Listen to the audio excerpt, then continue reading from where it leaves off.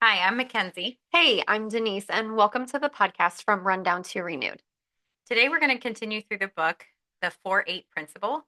And this is based off of Philippians 4:8 that says, "Finally, brothers and sisters, whatever is true, whatever is noble, whatever is right, whatever is pure, whatever is lovely, whatever is admirable, if anything is excellent or praiseworthy, think about such things." Yeah, I just love that. Mhm. So, another really great Bible verse that would be good to keep in mind as you're listening to the podcast today would it comes from Proverbs 4:23. I'm sure some of you are familiar with this. It says, "Guard your heart above all else, for it determines the course of your life." And I think it's important. There's so many reasons to guard our hearts, and when when we are lacking in guarding our hearts, that's when these thoughts and overwhelm and all these things can kind of creep in. And essentially, like the thoughts that we have are causes of Right. whatever it is that we're experiencing, right? And then so thoughts are causes, and then the circumstances are the effects. So your thoughts are powerful. Right. Yes, Everything stems from our thoughts, right? absolutely. And I think a good exercise to do would just to be hold up your circumstances in a mirror. What are you experiencing? Mhm. And figure out what types of thoughts could be causing the blemishes you spot in the reflection. Because your results come from your thoughts. Right. We often think, like Denise said, that circumstances cause our thoughts, but it's truly the other way around. Hmm. What you sow in thought is either useful or useless. And it manifests itself sooner or later in your circumstances. Right. In 2 Corinthians 9:6, it reminds us, "Remember this, whoever sows sparingly will also reap sparingly, and whoever sows generously will also reap generously." Hmm. Hmm. So just ask yourself, are you planting those joyful thoughts? Is it possible to produce a result that has not first been formed in thought? Hmm. I think that's so powerful because, we've talked in past episodes about how if you plant a potato, you're going to get a potato. You're not going to get a sunflower, Right. you know? Right. Like, Yeah. and our thoughts, we have to plant these seeds of positive thoughts, true thoughts. But it just because a result is not readily apparent does not mean there is no result either. So often there's this time lag between Hmm. the seed being planted and then the growth, right? Right. And that's a really important thing to remember for those of you that are, you're doing this work and you're intentional and you're planting these things.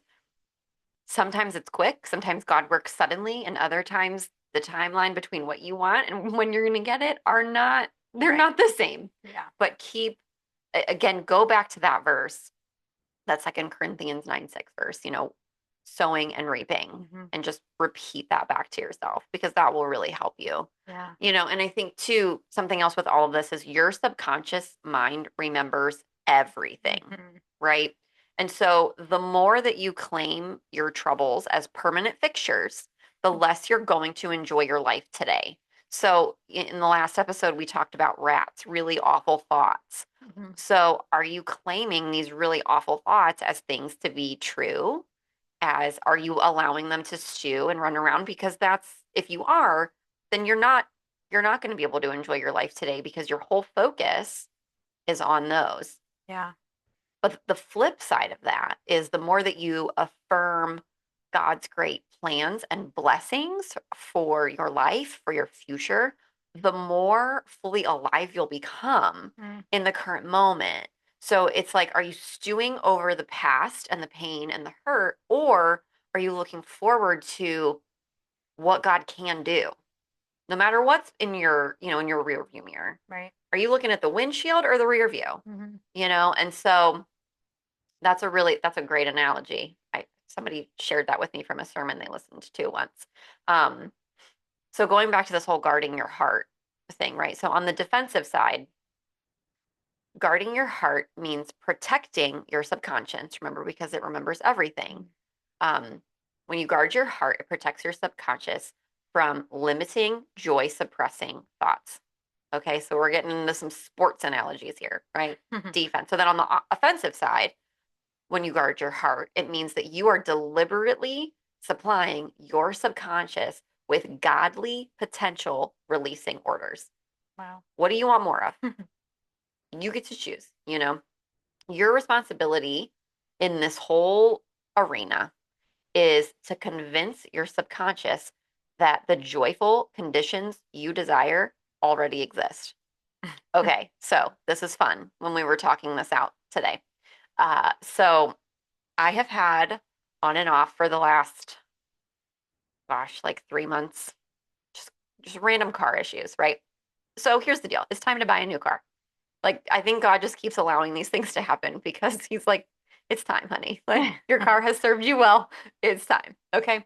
So when things first started happening, I was able to solve problems and get things done and get rental cars and kind of do what I needed to do, get it in the shop. I've had car issues in the past before. I know the drill, right? But it's also overwhelming when you're doing this, and you're having to figure all these things out by yourself. And so that was the narrative for me. I just have to figure everything out by myself. And what was beautiful about these kind of struggle, maybe not struggles, but just like these challenges with my car was people kind of started showing up for me and just helping me or giving me advice on, hey, what about this? Or willing to walk car lots with me, or just even my parents they were like, do you want our cars? And I was like, no, I don't want your cars. And actually, I mean, I thought about it, but the more we sat with it, it was like, these cars aren't a good fit for me anyway. But just seeing people's generosity and their encouragement. I remember looking at one of my good friends and just telling them, I don't have to figure this out all by myself. And just those few instances have completely shifted the narrative for me as I'm car shopping. Because now it's like I can ask this person for help, or I can go to this person and get their advice, and I don't feel like I'm a burden doing it because they're willingly sharing it. Yeah. And so something that I looked at as super stressful a couple months ago, I'm now kind of excited about. And that truly is the difference between, like, because your subconscious remembers everything. So by kind of shutting off these really awful thoughts towards the situation and allowing for joy and other people to just be there for me, it's made a world of a difference in the situation. Yeah. And I think about kids and how we often say their minds are like sponges, right? And they absorb everything. And like, have you ever wondered when that shuts off? If it does? I don't know if it does. I would say it doesn't. Maybe we get better at some of these tools, right? Right. Of guarding your heart and things like that. But Yeah. So, yeah, I mean, it's important for you to understand that your mind is like a sponge. And if junk goes into your mind, sooner or later, junk will come out. right.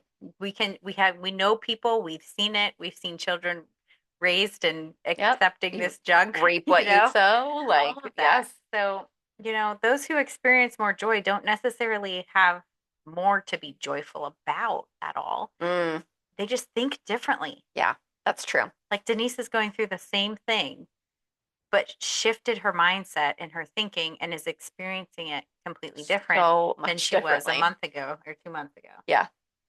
So I have a funny story for you about our minds being like sponges. I love this story. And this, please don't ever record this and send this to anybody. Okay. I can't believe I'm sharing this. Denise is making me. Oh, I'm not making you. You can make your own choices, baby girl. So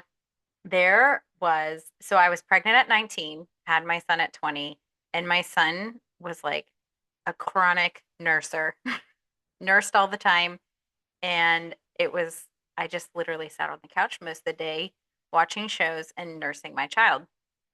And so I binge watched this show called Gossip Girl, which I'm sure a lot of you have watched and may love. But they're kind of jerks to each other in this show, and they're not nice. They're catty. They do stupid things to hurt people. And one night I got mad at my husband.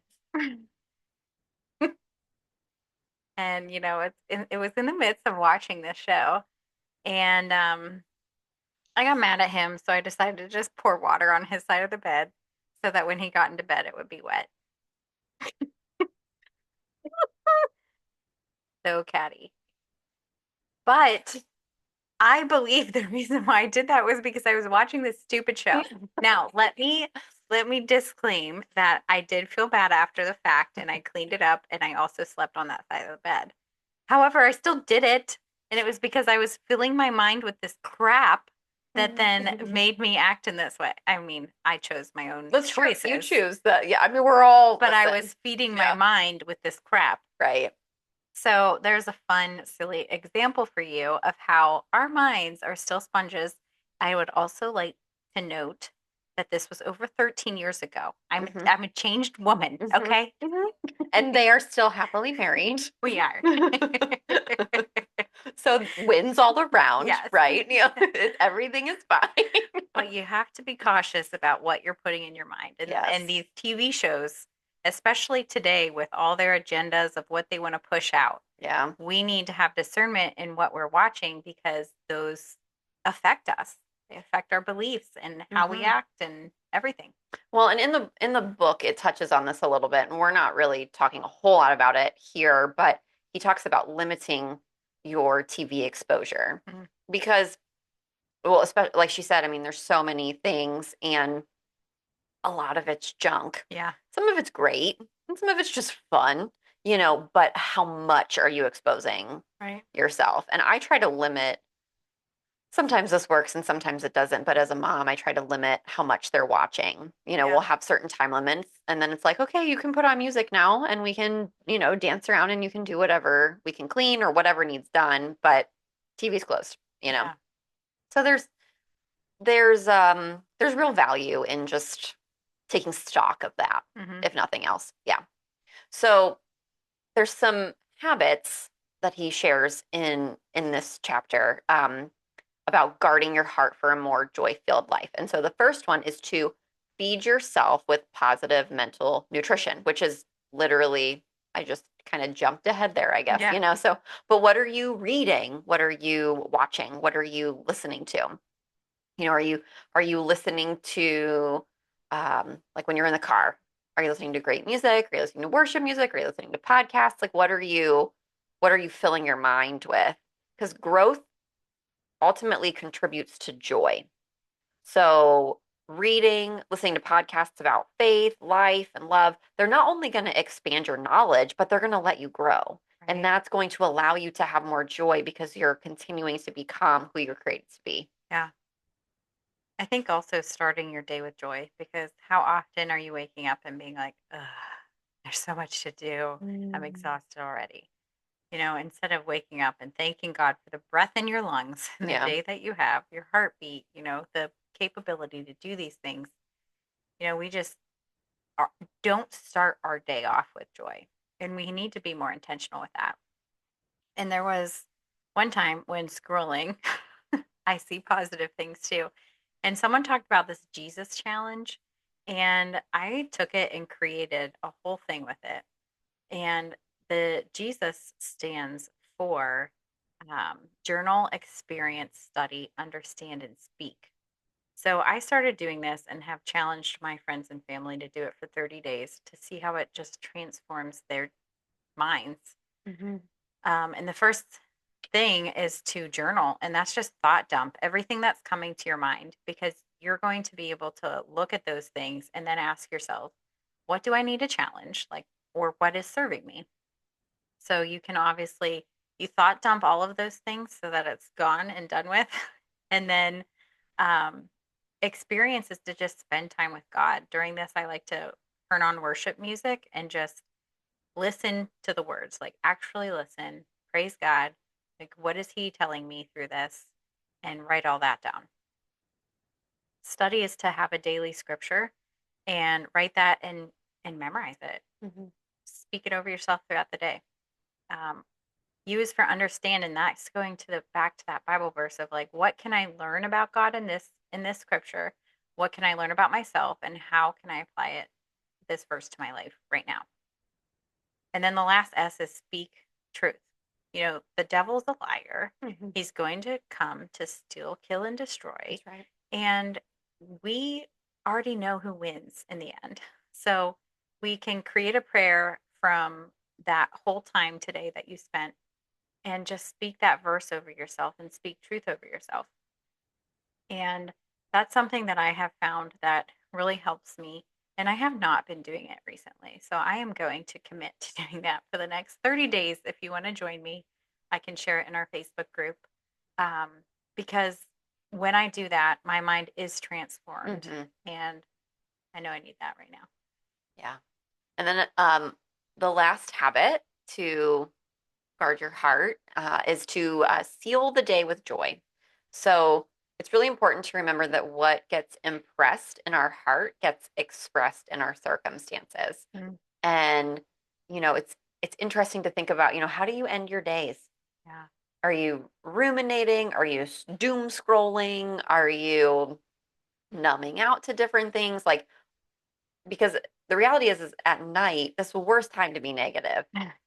because, or, to be discouraged or to argue or to deal with junk. Like, this is Yeah. just the worst time right before bed because because then It's it that just, subconscious mind yeah, passing. and Yeah. and then your subconscious is going to bed and it's a mess. Yep. And then you wake up and it's a mess. And it's not that you can't transform these things or you can't shift them, but you almost set yourself up for negativity into your coming days if you're sealing the day in this negativity, Yeah. right? And so think about your like final 15 of the day. And how can you just kind of practice surrendering? Mm-hmm. Surrender your subconscious to God. Mm-hmm. I love this. This is directly from the book. So he says, surrender your subconscious to God. Ask him to cleanse you of any self-defeating thoughts that you may have allowed to set up camp in your mind that day and replace those thoughts with thoughts that are pleasing to God. And so Mm-hmm. I love that because here's the deal. We're going to have bad days, Yeah. 100%. But even on those bad days, even if you just are laying in bed and it's like, all right, God, just take this and cleanse me of this and help me to move forward tomorrow in a fresh way. Right. You're letting it go. We talked about something that's been helpful for me is just talking, doing that whole thing where we talked about saying you're responsible when hard things happen. Mm-hmm. And so just reminding yourself, right, I can't change X, Y, and Z. I can change me. Yeah. I can change what I can do here and just give that over. That's Yeah. a powerful way to end your day on your best days and on your worst days. Mm-hmm. Mhm. It's so good to keep your mind renewed like that too, because when we start to think these negative things repeatedly, Yeah. that's when we start to believe them too. Hmm. And that's the dangerous part of when we have a belief in this now that's harder to break. And Yeah. now it's going into every aspect of your life. Hmm. So, Well, and that ties into what we talked about in I think it was this past week's episode, so like a week ago, where it's like your thoughts aren't an indicator of your life. It's just an indicator of your right. thoughts in that moment, Yeah. And so when you're starting to take those thoughts captive, you are renewing your mind. Yeah. You are allowing yourself to get off that negative train of thought and move forward in whatever way is going to glorify God and grant you what you need and desire and all of that. Yeah. So we have just some discussion questions as we wrap up here. The first is, in what ways are your current circumstances like a mirror of your mental and emotional life? So through reading this book, I have worked on being really intentional about not letting any negativity live for long. Hmm. Again, going back to I am responsible. It's just been a really huge practice for me Yeah. because, even because things are going to creep up and there's a lot that I can't control, Hmm. but I'm noticing that even when like some of the weird stuff happens, it's like, okay, feel it. let it live there for a second. Does this need to carry any weight for you? And then I can decide, Right. right? Do I need to unpack this further, or is it just a trigger that doesn't really need to be paid attention to because I've already worked through some of this and it's Yeah. just my body trying to protect myself. Yeah. So I think and that just takes work. And I think we talked about that in a previous episode. It's like when you start doing this work, you will probably be really tired. Yeah. For but sure. but seeing the benefits of it is pretty spectacular too. Yeah. Yeah. I think, my circumstances right now are I'm overwhelmed, I'm overstimulated, I'm irritated, I'm tired, Mm-hmm. to be honest. Mm-hmm. And when I look at that in the mirror of like, okay, what's my mental and emotional life like?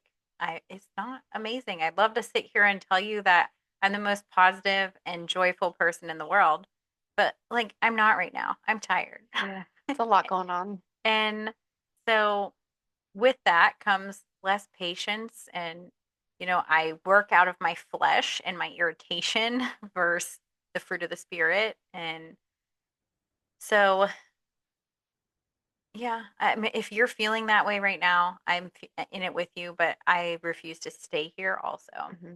So, um, I plan to be intentional and come back next week a little more lively. Yeah. So when you were saying that, I thought, of anyone listening that's also really feeling that just heaviness and irritation and exhaustion. And I think it's, in seasons of my life where that has definitely been the case and been the case in a long-term fashion.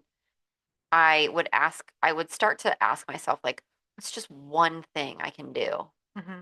that will, and I probably didn't word it this way, but now that we've gone through this book, like, what's one thing I can do today that will bring me joy? Hmm. And so it's like you're not trying to completely do an overhaul, Right. but it's taking those baby steps, climbing up Yeah, that mountain. because those small things compound. They do. And actually, that video I sent you yesterday of there's Yes, this was studies so good. of if you spend just 12 minutes a day reading your Bible and what it does to you. Well, and prayer too.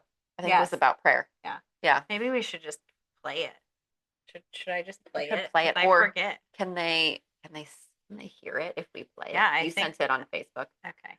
I'm going to pull it up because I think this is so important to Sure. know, and I did not memorize it since last night. But it will probably be a great reminder for me again. So let's listen to this. Yeah, let's see if we can Today connect. has shown that 12 minutes of focused prayer every day for 8 weeks can produce enough change in the mind to be measured on a brain scan. Are you serious? That's true. So it's reconfiguring neural pathways. Yeah, 12 minutes. That's all it takes. A focused prayer every day for 8 weeks can produce enough change. Think about this. Toxic thoughts like fear, Yeah. anxiety, unforgiveness can damage the brain and the body through the chemicals they produce. People don't realize this, but fear, okay, now there's a certain level of fear that protects you, right? Like, a car's coming and Yeah, you're walking you gotta- across the road, yeah. Yeah.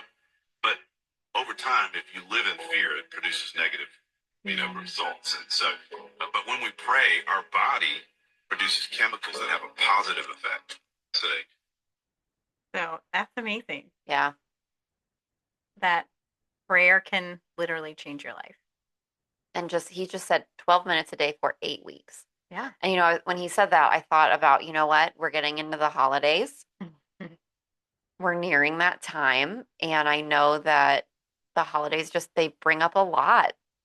They really do. They're beautiful and wonderful. And they also bring a lot of challenge for many of us.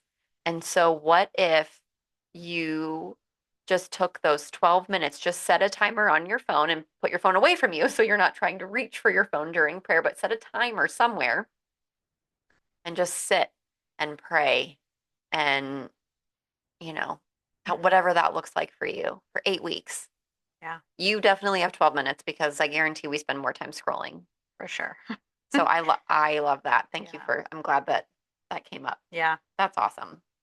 Yeah. So the second question is, do the first 15 minutes of your morning glorify God and set the foundation of a joy-filled life? I'll go first because I'm more depressing than Denise. My answer is no. I'm waking up exhausted. And I'm like, like I said earlier.